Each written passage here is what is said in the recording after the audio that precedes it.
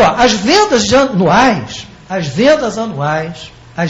anuais de energia naquele alimentador cresceram 58,6% para um nível de penetração de 5%. Então, quer dizer, com toda essa perda, né, de faturamento, de repente, você recupera alguma coisa.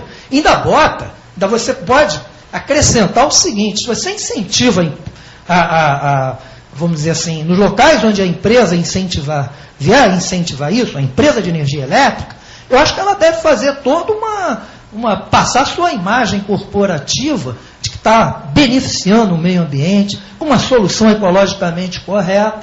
Então tem todo esse ganho que vamos dizer assim, até intangível, porque ela vai passar isso para a sociedade. E ela tem uma questão muito importante, que é a questão da responsabilidade social. Então, ela vai ganhar dinheiro investindo, transformando isso num projeto de responsabilidade social. Bem, os custos anuais dos veículos elétricos não rodoviários são bem menores que os custos anuais dos veículos a combustão interna, mesmo levando em consideração o custo máximo. Nós levamos em consideração o custo máximo adotado para a energia versus o custo mínimo de combustível. Nós demos, para tornar robusta a nossa, vamos dizer, o nosso resultado, eu aumentei a beça, assim, a tarifa e diminuí bastante os combustíveis. Economias da ordem de 60%. Bem, os custos de manutenção são inferiores aos dos veículos a combustão interna. Estas vantagens podem compensar a substituição de baterias. Estas vantagens podem compensar também o preço inicial, que ainda é mais alto para esse tipo de veículo. Então, isso é uma questão de colocar vários agentes trabalhando nisso daí, e é necessário realmente um ingresso da empresa de energia elétrica nessas iniciativas. Então, isso a dependência disso tudo aqui, então, no rompimento de barreiras, às vezes, institucionais. Vou passar para a próxima transparência. Os danos ambientais, caso se utilize o veículo a combustão interna, podem alcançar cifras que variam de $94 a 442 por ano, e por carro. Considerando, olha só, eu só considerei apenas 3 poluentes, para também tornar evidente que eu estou, vamos dizer assim, com uma solução robusta. Há um potencial de oportunidades oferecidas às empresas de energia elétrica no Brasil.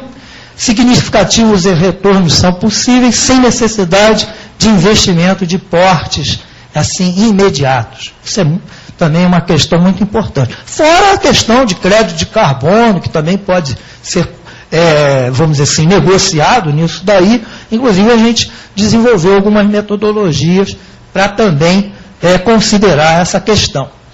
Os incentivos aos veículos não rodoviários são altamente desejáveis. Universidades, fabricantes e companhias de eletricidade devem trabalhar em conjunto no sentido de buscar as soluções técnicas mais adequadas. Vou passar para o próximo caso.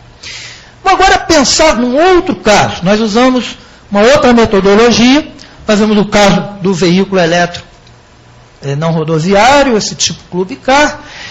E isso daqui é um resumo de um trabalho que foi aprovado pelo CEPOP, vai ser apresentado no Hotel Intercontinental, no Rio de Janeiro, agora em maio, porque o CEPOP justamente é o seminário de planejamento de especialistas na área elétrica, e esse trabalho contou com a parceria da Cogerar e também com a participação de uma aluna da UERJ, que está aqui na minha frente. Então, ela também é coautora desse trabalho, a pesquisadora júnior, tá certo? Que também está trabalhando com a gente nisso aí. O que foi pensado? Desempenho típico de uma área urbana, uma frota. A gente usou o número 100, porque se você usa 100, se você quiser passar para 200, é muito fácil. Tá? Também um percurso de 100 quilômetros para também tornar-se uma base razoável de análise. A gente imaginou uma área urbana assim bem densa, em que a velocidade média da ordem de 20 km por hora, no Rio de Janeiro a velocidade média na hora do rush atinge a 14. É um pouco menor do que a das abelhas, tá certo? Na hora de se deslocar. Um ônibus convencional foi tomado como comparação de 210 HP, considerou-se um ônibus elétrico híbrido, 80 HP, com gerador de 75 kVA e um motor de combustão interna com velocidade praticamente constante, porque a gente está examinando justamente esse esquema série. Os combustíveis considerados foram diesel e gás natural. Nós aqui temos uma ocupação de uma frota típica, tá certo? Uma frota típica de ônibus, ela tem essa curva de carga aqui, tá certo? Essa curva foi utilizada para nós sabermos qual era o fator de disponibilidade da frota nos momentos em que ela não está assim sendo utilizada, para de repente utilizá-las como, quem sabe, como gerador ou cogerador. Para a próxima transparência. Os dados básicos foram fator de utilização da frota. Você olhando para aquela curva de carga ali, daria da ordem de 0,6, o fator de disponibilidade daria da ordem de 0,4. Usou-se aí esses dados conhecidos de poderes caloríficos do diesel, gás natural, massa específica do diesel, gás natural, consumos específicos dos ônibus. Nós aproveitamos alguns testes que foram feitos no Rio de Janeiro, com esses ônibus, alguns ônibus híbridos. Eu chamo a atenção, tomem cuidado, que não extrapolem esses resultados aqui, imaginando que eles pudessem ser utilizados exatamente para o ônibus da Eletra. Tá? São dados parecidos com o da Eletra, mas, por favor, não extrapolem para dados do ônibus da Eletra. São dados parecidos, mas não podem ser assim imaginados como, é isso, e como um resultado. Tá?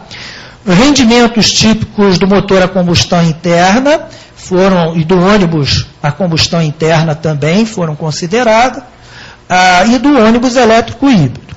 Rendimento típico do gerador do ônibus elétrico híbrido também foi levado em consideração. Vou passar para a próxima transparência. E quais foram as situações de estudo, até para ter uma certa linha didática de pensamento? Né? Primeiro, nós imaginamos, vamos comprar uma frota, vamos imaginar uma frota apenas de ônibus convencionais, diesel e gás natural. E vamos compará-la com uma frota de diesel e gás natural híbrida. Outra questão, vamos agora imaginar que a frota para transporte também fosse usada para geração elétrica. É uma outra comparação interessante a ser feita.